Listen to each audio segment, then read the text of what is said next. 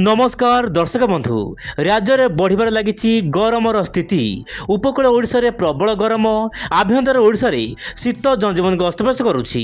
राजधानी भुवनेश्वर रे तापमात्रा प्राय 35 डिग्री टपी जाइछि चलित वर्ष रे। तेबे दर्शक बंधु वर्तमान स्थिति आगामी दिन में भयंकर होई पारे बोली किछि मॉडल आकलन करुछंती। एही समय मध्य भारत महासागर अति सक्रिय होई पड़िछि। प्रश्न उठुछि यार प्रभाव ओडिशा पर केमिति रहिबो। भारत उपर आगामी दिन में पश्चिम झड़ केतुटा आसीबो, यार प्रभाव केमिति रहबो ओडिशा उपरे। ए समस्त प्रश्नर गोटिए उत्तर आज भिडियो रे निश्चय पर आसंता आलोचना करबा पाणीपागर समस्त प्रणाली आज भिडियो रे। दर्शक बंधु पश्चिम झड़ प्रभाव रे इराक ईरान रे प्रबल वर्षा पाकिस्तान आखपाख अंचल आसुथिबा पश्चिम झड़ वर्तमान सक्रिय होबार लागिछि भारतर उपरी भाग जम्मू काश्मीर आखपाख अंचल रे। सेही अनुपात रे जीपीएस मॉडल गोटे बड़ सूचना वर्तमान सामने को आसुछि। आपण मोबाइल स्क्रीन देखंतु। दर्शक बंधु जीपीएस मॉडल कहूछि उत्तर पूर्व भारत में प्रबल वर्षा आगामी दिन हो पारे, एमतीक बंगोपसागर में लघुचाप हो पारे बोली किसी मॉडल आकलन करुछंती। सही अनुपात में जीपीएस मॉडल कहूछि आपण देखंतु मोबाइल स्क्रीन रे जम्मू काश्मीर लद्दाख बिलिगिस्तान हिमाचल प्रदेश अरुणाचल प्रदेश सिक्किम ता सहित आपनकर रहउछि आसाम मणिपुर त्रिपुरा एही सब राज्य मानक रे मध्यम प्रबल वर्षा हेबो। ता सहित ओडिशा मध्ये हल्का रु मध्यम दर वर्षा हेबो बोली जहाँ पाणीपाग अनुकूल हो पारे बोली जहाँ जीपीएस मॉडल आकलन करुछि। फेब्रुआरी 22 रु 28 तारिख मध्य यही समय मध्य आंचलिक पाणीपाग विभाग सूचना देछि। आपन जो सर्वनिम्न तापमात्रा रहुछि दर्शक बंधु प्राय 2 रु 3 डिग्री तापमात्रा कमी जिवो आभ्यंतर जिला गुड़िक आगामी 2 दिन मध्य, जहाँ पर कि राति शीत एवं दिन बेले गरम देखा मिल पारे ओडिशार विभिन्न जिले में। दर्शक बंधु आज भुवनेश्वर कटक ता सहित जगतसिंहपुर केन्द्रापड़ा ता सहित यार आखपाख अंचल में तापमात्रा सामान्य अधिक रही दिन समय। तेज दर्शक बंधु बर्तमान देखा वायुर चलन कौन रही आप देखु। बंगोपसागर दर्शक बंधु मध्य भाग में गोटे गुरुचाप बलय लगातार भाव में सक्रिय रही आप मोबाइल स्क्रीन देखा पारे, जहाँपाई कि दर्शक बंधु आपंकर पूर्वाणु वायु एवं उष्ण वायु सीधा सड़क ओडिशा मध्य को जाऊँगी।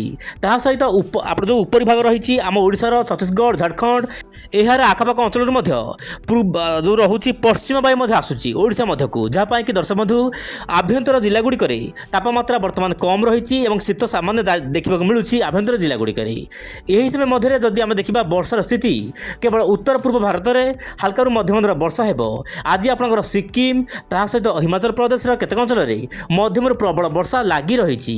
यही समय मध्य ओडिशा को पूर्वाणु वायु जावा फल सामान्य कुहुड़ी भली समस्या देखा मिल पारे, किंतु अत्यधिक भारी कुहुड़ी हबार आशंका नहीं एवं राज्यर विभिन्न अंचल में क्रमागत भाव में तापमात्रा बढ़िया पाग अनुकूल हेबो। सारा देश में पाग संपूर्ण सुखिला रहिबो केवल उत्तर पूर्व राज्य को छाड़देले, किंतु उत्तर भाग उपरी भाग में हल्का फुल्का वर्षा देखा मिल पारे बोली जहाँ मॉडल तरफ सूचना मिलूँ आगामी दिन में हो पारे लघुचाप। तेज दर्शक बंधु गोटे बड़ खबर ऑस्ट्रेलिया को माड़ी आसुची गोटे बड़ टाइफोन जार ना रखा रही दर्शक बंधु जेलिया। हाँ दर्शक बंधु माड़ी आसुची टाइफोन जेलिया। यार प्रभाव प्राय 250 किलोमीटर प्रति घंटा पवन हो पारे बोली जहाँ दर्शक बंधु ट्रॉपिकल डिस्टर्बेंस वार्निंग बाट जॉइंट टाइफोन सिस्टम तरफ सूचना मिलूँ।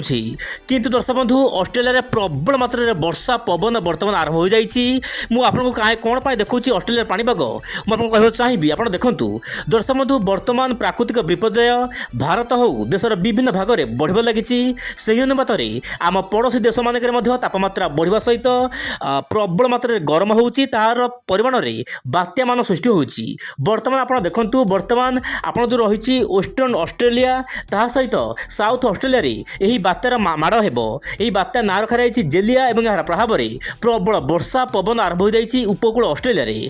तेज दर्शक बंधु यार प्रभाव आम भारत उपर नाही। सब बड़ कथा होउछि भारत उपर प्रभाव नथिले मध्य किंतु आपण देखंतु भारत आमर जो रहउछि बंगोपसागर सीधा सड़क वायु आपनकर जो रहउछि ऑस्ट्रेलिया सागर रे जेलिया ता पाखु जाउछि, जहाँ पाई कि दर्शक बंधु गोटे प्रकार समस्या देखा मिलूँ गंभीर हो जाइछि ऑस्ट्रेलिया सागर सृष्टि होइतिबा जेलिया। एबे देखिबा ट्रॉपिकल डिस्टर्बेंस दर्शक बंधु भारत महासागर रे लगातार भाव में सक्रिय रही सहित ऑस्ट्रेलिया सागर सक्रिय रही फिलिपाइन सागर दर्शक बंधु सक्रिय रही। जितेबाला फिलिपाइन सागर सक्रिय हम କିଛିଟା ଆପଣଙ୍କର ପଶ୍ଚିମ ପାଇ ଆସିବ ବଙ୍ଗୋପସାଗରକୁ, ଯାହା ପାଇଁ ଦର୍ଶକ ବନ୍ଧୁ ମଡେଲମାନେ ଆକଳନ କରୁଛନ୍ତି ଏହି ଜାଗାରେ ଦର୍ଶକ ବନ୍ଧୁ ଦକ୍ଷିଣ କେନ୍ଦ୍ର ବଙ୍ଗୋପସାଗରରେ ଆପଣଙ୍କର ଫେବୃଆରୀ 22ରୁ 28 ତାରିଖ ମଧ୍ୟରେ ଗୋଟିଏ ଲଘୁଚାପ କେନ୍ଦ୍ର ସୃଷ୍ଟି ହୋଇପାରେ।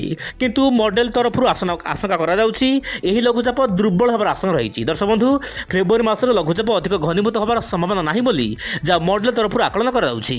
କିନ୍ତୁ ଏହାର ପ୍ରଭାବରେ ଶ୍ରୀଲଙ୍କା ଏହାର ଆଖପାଖ ଅଞ୍ଚଳରେ ପ୍ରବଳ ବର୍ଷା ହେବ। ଦେଖିବାର କଥା ଆଗାମୀ ଦିନରେ ପାଣିପାଗକୁ ନେଇକି କ'ଣ ସବୁ ବଡ଼ ଅପଡେଟ୍ ଆସୁଛି। ଆପଣ ଚ୍ୟାନେଲ ସହିତ ପ୍ରତ୍ୟେକ ଦିନ ଜଡ଼ିତ ହୋଇ ରୁହନ୍ତୁ। ତେବେ ଇଏ ଥିଲା ପାଣିପାଗର ମିଜାଜ କେମିତି ରହିବ ଆଗାମୀ ଦିନମାନଙ୍କରେ। ମୁଁ ପୁଣି ଆସିବା କାଲି ଆଉ ଏକ ନୂଆ ଅପଡେଟ୍କୁ ସାଥେ ଧରି ବିଦାୟ ଦିଅନ୍ତୁ। ନମସ୍କାର, ଜୟ ଜଗନ୍ନାଥ ଦର୍ଶକ ବନ୍ଧୁ।